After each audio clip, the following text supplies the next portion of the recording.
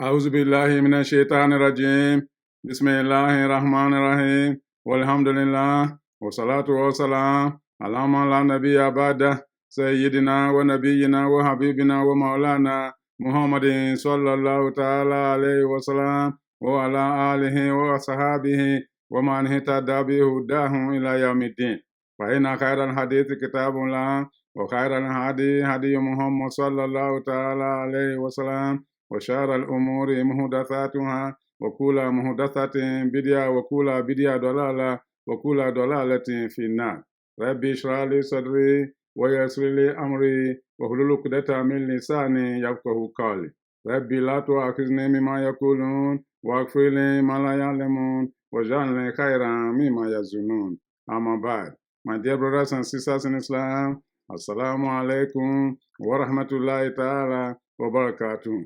Welcome once again to the House of Dua, the channel from which you learn about Allah subhanahu wa ta'ala, His creation, His message, His messenger, and about His chosen religion known as Al-Islam.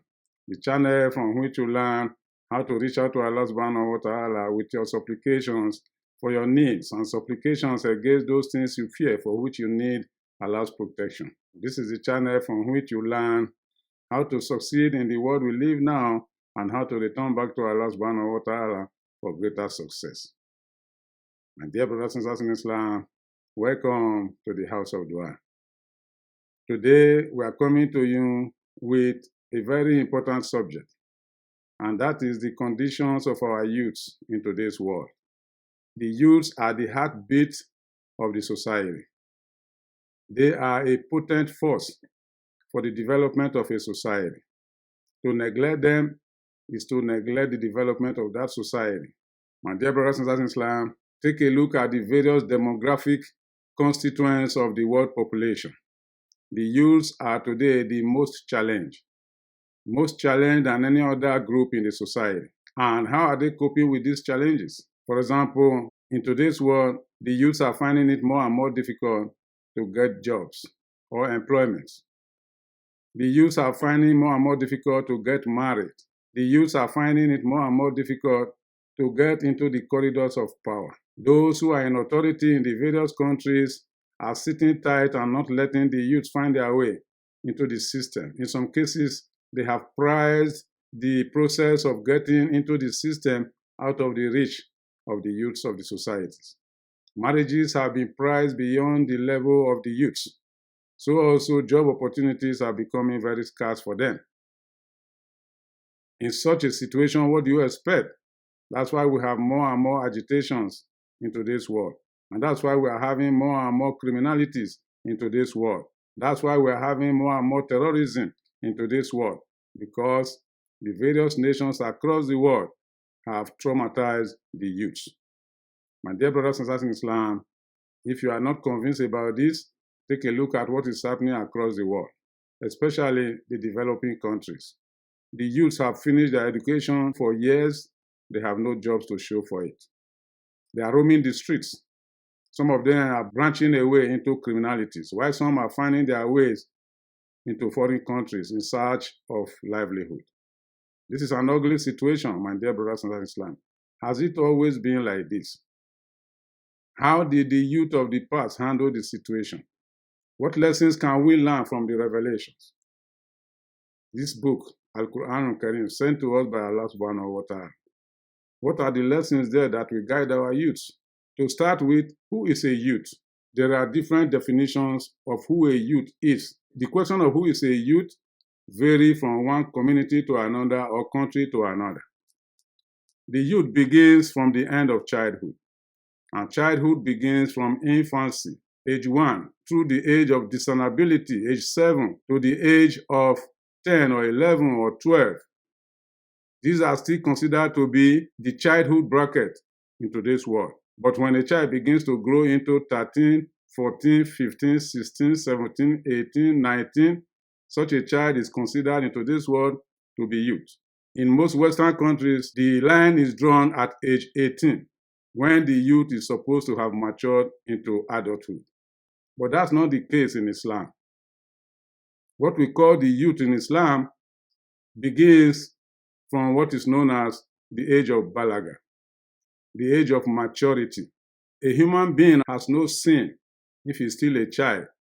The Prophet sallallahu alaihi wasallam told us that the pen is lifted in respect of three people: a child who is below balaga, a man who has fainted and is unconscious, and somebody who is asleep, doesn't know what is going on. For such people, there is no sin recorded for them. So in the case of a child, there is no sin recorded. But once a child graduates into the position of balaga, that is, the child begins to assume maturity, then recording of the child's sins begin. That age of maturity in Islam is what we call the age of balaga. The manifestations of that period in boys or men is the appearance of pubic hair in their private parts and in the armpits, and also the appearance of beards or mustache, or the experience of wet dreams. These are manifestations of maturity and the commencement of the youthful age. For women or girls, it is the manifestation of similar features in their physiological development. The presence of pubic hair, the presence of hair in the armpits, the development of female organs and in the chest region, and of course, the onset of the cycle of menstruation. Once children begin to experience these physiological changes, they are considered to be stepping into the youthful age and at the same time maturing into adulthood. As far as Islam is concerned, the age of youth reaches a level known as balaga ashudda, which is the age of full maturity, the age at which the average human being is supposed to have accomplished the development of all the senses. Many of our scholars agree that that age starts all the way from 13, 14 through 20, 30, up to 40. It varies from individual to the individual. But this is the age at which Allah subhanahu wa ta'ala says, وَلَمَا بَلَغَ أَشُدَّهُ آتَيْنَاهُ حُكْمًا وَعِلْمًا وَكَذَلِكَ نَجْزِي الْمُحْسِنِينَ. When he got to the age of prime, the age of full maturity, that's when we brought knowledge and wisdom to him and made him a prophet. Talking of Prophet Yusuf, alayhi salam. So in Islam, you may still be an adult up to 30 or 40 and still you are considered a youth. It would be wrong to say that the age of maturity in Islam begins only at 18. Actually, it comes earlier than that. As I said, from probably age 12, 13, 14, 15, 16, 17, 18. But it continues until you reach what is known as balaga ashudda, which is the full age of prime, the full age of maturity. How you spend this your time is very important in life. It will determine how successful you will be when you become an adult. Therefore, it's important for our youth to pay attention to how they spend their time while they are still young, because that will in no small way affect their success or failures in later life, as well as their success and failures in the akhirah. We ask Allah subhanahu wa ta'ala to make it easy for them. My dear brothers and sisters in Islam, yes, even at the age of 40, therefore, one can still consider himself a youth. But the youths, as I said, are the heartbeat of every nation. If you take a look at today's world, that is not difficult to discern. The youths are the energy of the nation. They are the people who are ready to take risk, who are ready to move forward. But when they are not given that opportunity, then they direct their energies to negative stuff. That's why we're having so many problems in today's world. It is within this youth that you find people who are very active in politics, in the military, in the sporting arena. And you notice that among the youths, they are looking for a role model. They want to pattern their dresses, their haircut, their way of speech, everything after those who have succeeded, people they consider to be their role model. Therefore, this is the period at which parents and guardians need to pay attention to them to help them make the right choices. But are we doing so in today's world? That is the problem. As I said, once we fail to catch them at this time, the likelihood is that such person will slip away into criminality, will slip away into terrorism, will slip away into all kinds of things that are forbidden. Because if you don't give them the right example, then they will copy the wrong example from somebody else. And that is the problem many families are facing in today's life. My dear brothers and sisters in Islam, we are therefore of the view that the various countries and communities across the world need to take the needs of the youth seriously. Number one, they need to be given proper empowerment to enable them go into the political process, to enable them find jobs, to enable them marry, to enable them get close to Allah subhanahu wa ta'ala and become useful citizens in the society. This is very important. If we don't do this, there will be a problem. That's why we're coming to you today with some revelations in the Quran. Let's look at the period of youth as stated in the Quran. What happened? How did the people of the past channel their energy through their youthful period? We're going to look at the life of Prophet Ibrahim alayhi salam, Prophet Musa alayhi salam, Prophet Yusuf alayhi salam, and even Muhammad sallallahu ta'ala alayhi wa sallam. But before we get there, let's look at the revelation in Surah Al-Kahf, chapter 18 of the Holy Quran. Allah subhanahu wa ta'ala talk about the youth that took refuge in the cave. Am hasibita an ashab al-kahfi wa rakin kanu min ayatina ajaba. إذ أوى الفتية إلى الكهف فقالوا ربنا آتنا من لدنك رحمة وهيئ لنا من أمرنا رشدا فضربنا على آذانه في الكهف سنين عددا ثم بعثناه لنعلم أي الحزبين أحصى لما لبثوا أمدا نحن نقص عليك نبأهم بالحق إنهم فتية آمنوا بربهم وزدناهم هدى وربطنا على قلوبهم إذ قاموا فقالوا ربنا رب السماوات والأرض لا ندعو من دونه إلها لقد قلنا إذا شتاتا. Allahu Akbar. My dear brothers and sisters in Islam, Allah subhanahu wa ta'ala told the Holy Prophet Muhammad about the children that took refuge in the cave thousands of years before the Prophet was even born. The Christians at Najran in Mecca came to the Holy Prophet Muhammad to ask him a question to know whether he was truly a messenger. And one of the questions they put to him was, what do you know about the children that took refuge in the cave? If you can tell us about that, we know you are a prophet and we believe in you. Then Allah subhanahu wa ta'ala sent this revelation to the Holy Prophet Muhammad sallallahu ta'ala alayhi wa sallam. Even though the revelation was delayed because the Prophet told them, come tomorrow, not even remembering to say inshallah. Because of his failure to say that, Allah subhanahu wa ta'ala withheld the revelation for a while. And then used this as an opportunity to teach us that whenever we want to do something in future, we must say inshallah. So the verses finally came down upon the Holy Prophet Muhammad about the children who took refuge in the cave. What was unique about them? These are children who were believers in Allah subhanahu wa ta'ala. And they saw their community, their people worshiping idols. And they told their people that was not the right way. As a result of that, their life was challenged. Their life was threatened. And so they went to take refuge in the cave.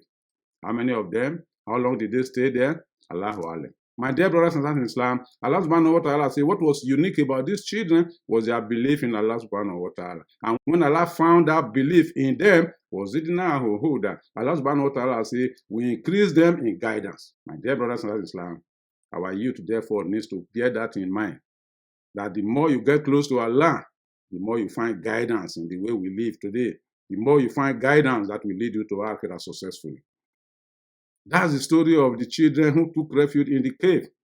Let's look at the situation of Prophet Ibrahim alayhi salam.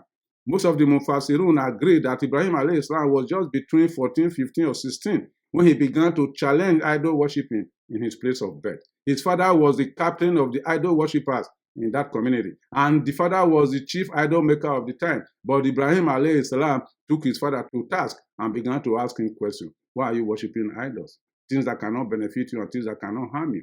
But they had no answer to Ibrahim.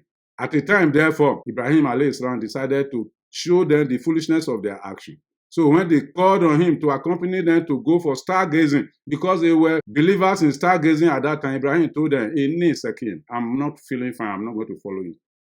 He did that in order to find opportunity to go and destroy the idols. So he took a juzaz, a piece of axe, went to the idols and destroyed them, leaving the biggest one so that the people will come around and ask the biggest one who was responsible for the destruction of the others. When they came, they asked themselves, who had done this? Many of them replied, Sami'na fata yaskuruhum yukalu lahum Ibrahim. They said, we had a young boy, a youth, speaking bad about our idol some time ago. They call him Ibrahim. Then the elder said, go and fetch him. Let's see whether there was anybody who could bear witness against him. At the end of the day, they decided to throw Ibrahim into fire. But Allah subhanahu wa ta'ala rescued him. Allah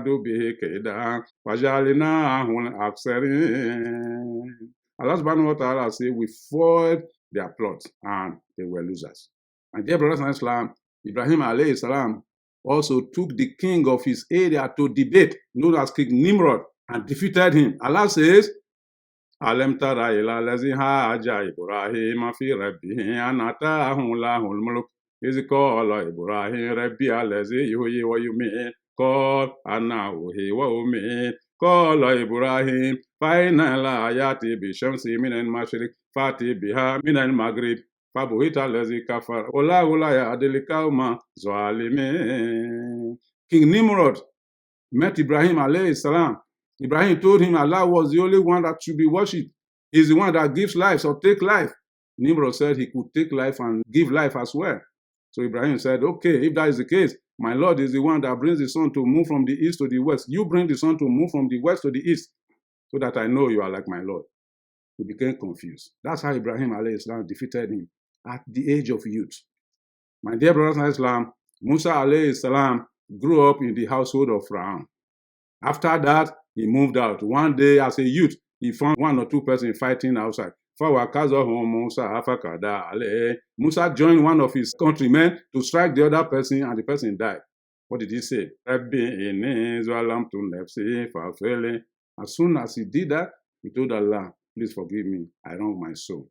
Thereafter, out of fear, he left the city of Egypt to Midian. As a young boy, he found people who were watering their flocks.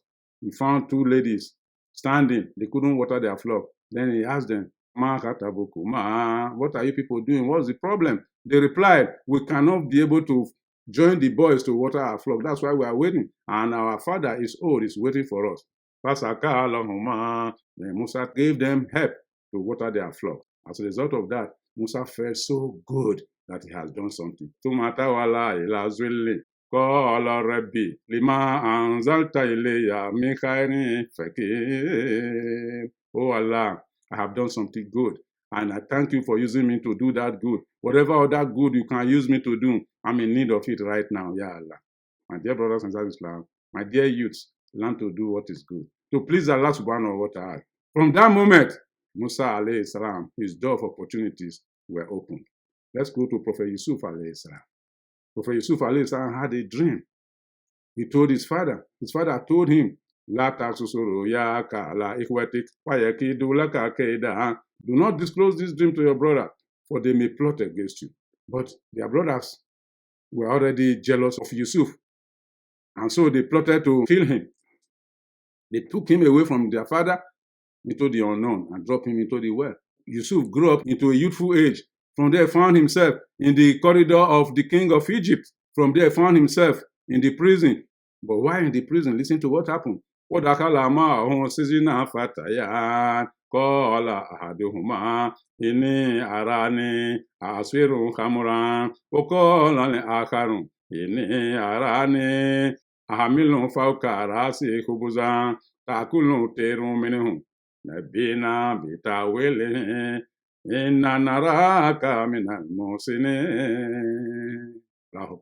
Yusuf alayhi salam, as a result of the false accusation by the wife of the king of Egypt, Yusuf was caused to go to prison. And when he entered the prison, he met two boys who were youths like him. One of them had a dream that he saw himself performing the job of a steward in a huge community. And the other one said, I saw myself carrying a bag of bread on my head, and the birds of air were eating it. What is the meaning of this dream? So Yusuf interpreted the dreams for them. That was what began the process of Yusuf becoming a great person in life. It's a longer story, my dear brothers and sisters in Islam. But the lesson we learned there is that Yusuf was a youth when he was fighting the cause for Allah subhanahu wa ta'ala. He converted those people inside the prison to Islam before he left the jail. My dear brothers and sisters in Islam, that is the example we need to follow. What about Prophet Muhammad sallallahu ta'ala alayhi wa sallam? Don't forget that Muhammad was 25 when he married Khadija radiallahu anha. Right from childhood, when he got mature into youth and adulthood, Muhammad was known for uniqueness. Before he became a prophet, he was already known as As-Sadiqul Amin. He was already known as a trusted person. people were looking up to him for judgment. It was Muhammad who helped the community of Makkah to decide where the black stone should be in the Kaaba when they were disputing over it. It was Muhammad sallallahu ta'ala alayhi wa sallam who was the trustee for all the big men of Makkah in terms of their belongings. My dear brothers and sisters in Islam, let's come to the Sahabas of the Holy Prophet Muhammad sallallahu ta'ala alayhi wa sallam. Those who were the makers and shakers of the deen of Islam in the time of the Holy Prophet Muhammad were youths. Somebody like Sayyidina Ali radiallahu anhu, Osama bin Zayd radiallahu anhu, Abdullah ibn Abbas radiallahu anhuma, and somebody like Abdullah ibn Umar radiallahu anhum.